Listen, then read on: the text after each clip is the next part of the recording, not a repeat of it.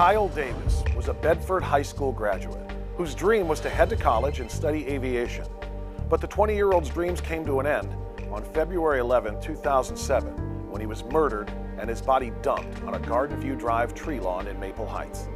Here's the story. Hi, Mom. Whoa! Hi, Dad. Just like Kyle was always a rambunctious kid. Kyle was a small baby. He used to get up out of his bed and leave the house. He'd walking up the street, you know, with a diaper. When he was 2, he could ride a bike, a 2-wheel bike. I just put him on it, he just went.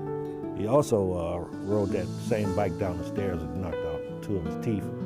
We was in daycare, building blocks, and we used to always play with Ninja Turtles, you know, and he used to always be the one that whatever we wasn't supposed to do, you know, he'd be, you know, like Curious George, you know, he always trying to get in the sun with like a daredevil, you know, like we'd go into the woods and he'd try to find the biggest cliff to jump off with his bike, you know, he was just an adventurous person.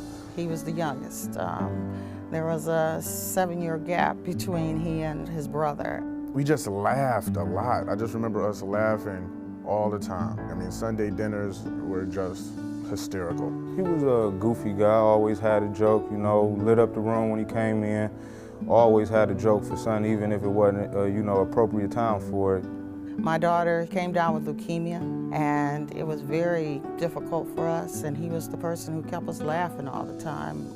He was very popular in school. There was this talent show that he hosted for his school, and he came onto the stage, and they introduced themselves, you know, how my name is, and because they called him Dubs. And Kyle just says, you know, my name is, if you know how to spell it, say it with me. And the whole crowd just,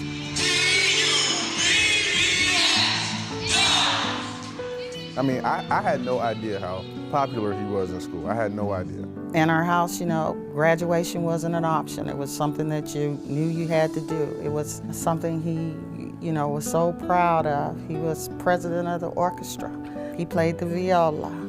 He was a big influence on my life. I mean, me growing up, I really wasn't focused on school and focused on the things that I needed to focus on. And I mean, we would always have talks, and he would let me know, you know what I'm saying, Darrell, you need to get on track with your life and stop worrying about these girls and just do your work. So if it wasn't for him, I probably wouldn't even be where I'm at today. He was very proud when he got his music scholarship and went to Akron U. He loved music. He loved airplanes. He could tell you all the models, what era they were from. It was one of his dreams to fly. He got along with everybody. As far as I knew, he did not have an enemy in the world. He was just that type of guy, just happy to live life, fun dude. Everybody liked him. I didn't know nobody who didn't like him, you know. He wasn't the type of guy that was hard to get along with. Everybody knew Kyle. Everybody loved Kyle. 911, what is your emergency? There's a guy laying in the middle of the street on Garden View in Maple Heights. He just laying out, I don't know if he's dead or what. He's face down in the snow. He's in the middle of the street in the snow? He's like on a curb with his face down in the snow. Okay, right at Northfield? Yeah. Okay, hold the line, don't hang up, okay? Okay. February 11, 2007, Kyle Davis had left his home in Bedford Heights. He was traveling to Maple Heights to pick up his niece and nephew, who were going to return with him to his house in Bedford Heights and spend the evening. I told him, I said, well, it's getting a little late. You need to go on and get him. And he left, and he didn't come back. Kyle never arrived at his niece and nephew's house. At approximately 7:40 p.m. that evening, the Maple Heights Police Department received a telephone call of an unresponsive male laying on the tree lawn in Garden View Road. Police responded and determined that that male was Kyle Davis and that he was deceased. You know, we don't really know where he was shot. We don't really know a lot of the details about it, but we do know that Kyle very rarely rode alone. Kyle was in a really bad accident the October before he was murdered. He shattered his fibula, he broke his neck. I mean, he had just gotten his neck brace off like a couple of weeks before. And just in case he needed help, he would always, you know, have a friend in the car, you know, just in case he needed assistance. Whoever shot my brother was either in the car or around the car. They shot him 3 times in the head and they dragged him out of the car and just kind of dumped him on somebody's tree lawn, somebody's front lawn. The witness who discovered the body reported that she observed a white vehicle traveling at a high rate of speed the opposite direction of Kyle's body. About 20 minutes after the discovery of Kyle's body, the Maple Heights Police Department received a telephone call of a vehicle on fire in a driveway approximately 5 or 6 blocks away from the scene, and it was later learned that the vehicle was doused in gasoline and intentionally set on fire in a random driveway on another residential street in Maple Heights. When they told my husband, I heard this deep moan. I knew something was really wrong. And then when I came downstairs and they told me that he had been shot, what I remember is that I was screaming. I was screaming to the top of my lungs, and I couldn't stop myself. And it's like I couldn't hear myself scream, but the scream was there. I don't know what else to say to anybody to make you understand the depth of our pain, the depth of what happened. Somebody saw fit to shoot my brother 3 times in his head and dump him out of his car like he was a piece of trash. Now, I don't know about you people here, but something just don't ring right about this populated street and nobody saying anything. They're scared. February 11th, Kyle was actually on his way to pick up my niece and nephew.